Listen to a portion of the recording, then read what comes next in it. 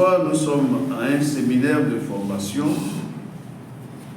et ce séminaire a pour terme l'impact des mitzvot et des avérotes dans la vie de l'homme. D'abord, qu'est-ce qu'une mitzvot? Qu'est-ce qu'une mitzvah? Parce qu'on dit mitzvot lorsque c'est l'ensemble des commandements. Mais une mitzvah, c'est un commandement divin. C'est pourquoi il est dit dans Pirkei Avot, du chapitre 2, le verset 1, que prends garde à observer une mitzvah, c'est-à-dire un commandement, qu'il soit facile ou difficile, car tu ne connais pas la récompense de chaque mitzvah. Ce soir, la Torah tourne autour de ce qu'on appelle les commandements. Lorsque Dieu donne la Torah à l'humanité, c'est 10 paroles qu'il nous donne, que généralement nous appelons les 10 commandements de Dieu. Mais à ces 10 commandements, les saints d'Israël vont les travailler et ça va devenir 613 commandements pour l'éducation et pour l'épanouissement de notre âme. C'est pourquoi une mitzvah, dans sa définition hébraïque, c'est donc un commandement. Or, là où on parle de commandement, on parle d'obligation. Si un juste ou bien un juif doit être juste, parce que c'est la loi qui nous rend juste, c'est le fait que nous mettions en pratique un commandement de Dieu que nous commençons à devenir justes. Et la mitzvah a été donnée pour nous permettre de travailler pleinement et en pleine conscience notre trait de caractère et nous apprendre à le faire dans la discipline afin d'observer et d'obéir à la volonté stricte d'Hachem. Donc la mitzvah est donc la volonté d'Hachem à laquelle nous sommes appelés à obéir tout en étant dans une discipline totale et effective. Et lorsqu'un homme commence à s'appliquer dans l'observation de cette mitzvah, il va atteindre un niveau supérieur d'élévation, ce qui va donc être pour lui un mérite. Parce que devant Dieu, il commence à évoluer spirituellement. Il commence à connaître un degré d'élévation. Et donc ce mérite va lui conférer un grand respect vis-à-vis du ciel. Et il devient donc un héros devant Dieu.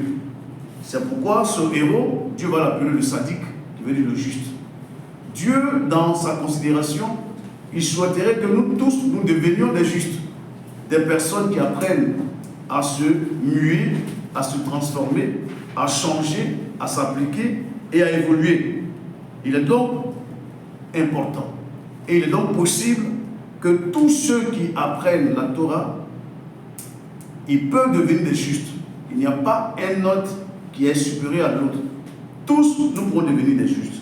C'est pourquoi il y a donc 2 groupes de mitzvot, c'est-à-dire 2 groupes de commandements.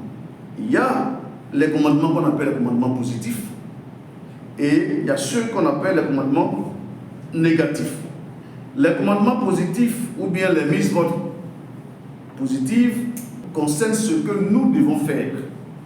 Par exemple, la Torah nous dira au 8e jour, faites la circoncision d'un enfant mâle. Ce n'est pas facultatif, c'est obligatoire. Le respect des parents, ce n'est pas facultatif, c'est obligatoire. C'est une mitzvah positive. Et en le faisant, cela nous permet de allumer spirituellement nos âmes et nous élevons dans une spiritualité et nous devenons meilleurs devant Hachem. Il y a aussi les mitzvot négatifs, c'est tout ce que Hachem nous interdit.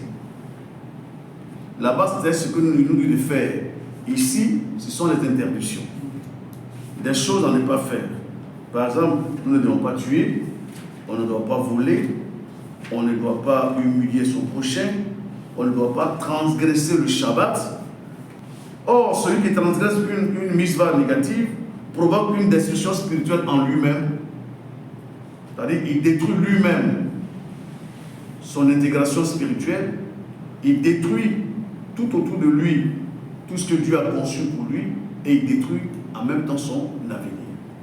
On va voir un peu, pêle-mêle, une liste actuelle des mitzvot que nous devons impérativement respecter. Nous devons donc craindre Dieu, c'est-à-dire avoir peur de faire le mal. Parce que Dieu, c'est en le respectant et en faisant sa volonté qu'on est digne de notre existence. C'est là qu'on justifie notre existence. C'est là qu'il voit que nous sommes des êtres humains. Mais lorsque nous ne respectons pas sa parole et sa volonté, il nous voit comme des animaux. Nous devons prier Dieu et prononcer des bénédictions chaque fois que nous le pouvons. Il y a des gens qui se lèvent le matin, qui ne font pas les offices et ils s'engagent dans la journée. Tu as manqué donc à une obligation. Parce que la prière dans le judaïsme, elle est obligatoire. Il y a la prière du matin, il y a la prière de l'après-midi, il y a la prière du soir. Donc, lorsque nous manquons l'un des offices, nous sommes donc dans la rébellion devant Dieu. Nous sommes en train d'enfreindre à une mitzvah, à une volonté de Dieu. L'étude de la Torah est une obligation. Et lorsque dans la journée, on ne lit pas, on n'étudie pas, on ne fait aucune recherche, nous sommes en train d'enfreindre à la loi de Dieu. Et nous sommes en train d'enfreindre au pouvoir divin.